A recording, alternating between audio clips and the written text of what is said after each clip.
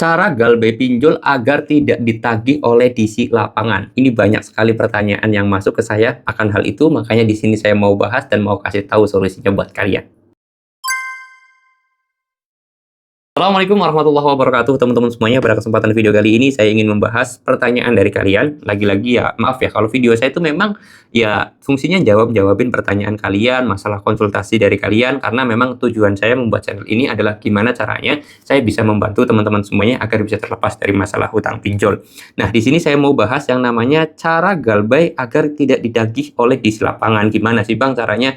Soalnya saya tuh takut banget ketika ada DC lapangan yang datang ke rumah. Terus ada juga yang menanyakan, Bang, gimana sih Bang solusinya agar tidak didatangin DC lapangan dan yang lain sebagainya lah banyak.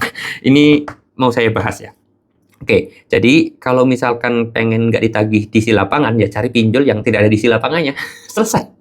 Kalau jawaban simpelnya. Tetapi kalau kalian itu sudah terlanjur minjem di pinjol yang sudah ada DC lapangannya, solusinya gimana, Pak? Nah, tidak ada solusinya sebenarnya.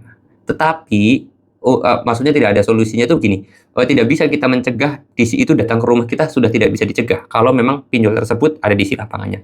Tetapi jalan alternatifnya adalah kalian itu menghilangkan rasa takut yang namanya dari DC lapangan.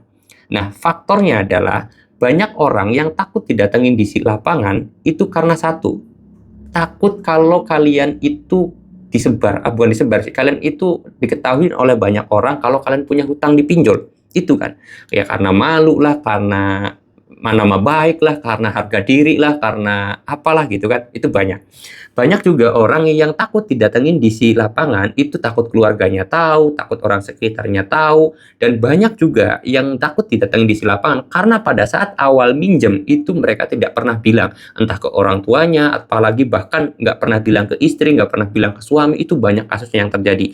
Jadi bukannya saya tahu kalian itu nggak takut sama DC lapangannya mah, saya yakin nggak takut. Tapi karena awalnya kalian itu pas melakukan pinjol nggak bilang ke suami, nggak bilang ke istri gitu kan, takut kalau suaminya tahu, takut kalau istrinya tahu, ya kan?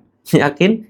Pasti pada kayak gitu kan? Coba tulis di komentar. Saya yakin banyak yang seperti itu. Oleh sebab itu solusinya adalah kalian harus bilang transparan terhadap keluarga kalian. Karena saya yakin kalau misalkan kalian itu pernah bilang ke keluarga ataupun kalian itu transparan sama keluarga, saya yakin kalian itu nggak bakal takut didatengin DC. Karena keluarga juga pasti bela kalian. Saya yakin keluarga juga pasti dukung kalian.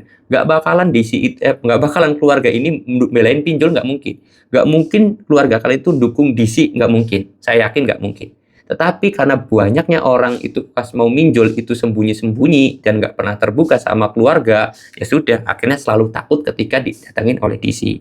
Nah, ya saya akuin, saya padanya aja ya. Kalau misalkan kalian itu yang ngomong ke keluarga kalian itu pasti akan ada cekcok, pasti akan ada keributan. Tetapi saya yakin keluarga kalian itu lebih seneng, akan lebih baik ketika kalian itu yang ngomong sendiri. Jangan sampai keluarga itu tahu dari DC pinjolnya, karena keributannya akan lebih besar. Ya, saya yakin itu.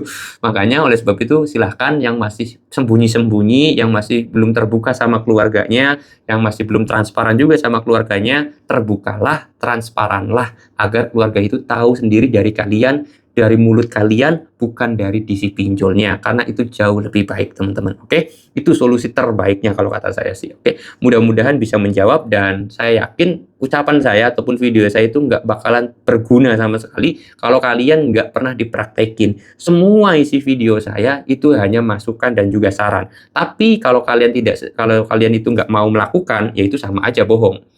Cara menghasilkan uang, misalkan kalian nggak pernah ngelakuin, cuma nonton doang, ya kalian nggak bakal dapet duit juga. Yang bisa ngelakuin, yang bisa menyelesaikan adalah kalian. Di sini saya hanya kasih masukan-masukan saja kayak gitu ya teman-teman semuanya, karena yang bisa menyelesaikan masalahnya adalah kalian sendiri, bukan saya. Saya terus terang apa adanya aja. Saya hanya bisa memberikan masukan. Kalau masukannya nggak pernah dilakukan, nggak pernah dipraktekin, ya masalah kalian nggak bakal selesai. Tinggal kaliannya mau melakukan apa enggak. Kalau mau melakukan, saya yakin pasti ada jalan keluarnya dan pasti bisa selesai. Seperti itu, oke? Mudah-mudahan video ini bisa bermanfaat. Kalau kalian ada pertanyaan, boleh tinggal tulis aja di kolom komentar. Saran saya, kalau kalian mau konsultasi, DM aja ke Instagram ya. Jangan via komentar, karena malu lah, kan itu kan privasi kalian ataupun persoalan pribadi kalian. Jadi alangkah baiknya DM aja ke Instagram saya, itu gratis teman-teman. Oke, kalau mau konsultasi sama saya mau tutup dulu video ini dengan kata assalamualaikum warahmatullahi wabarakatuh.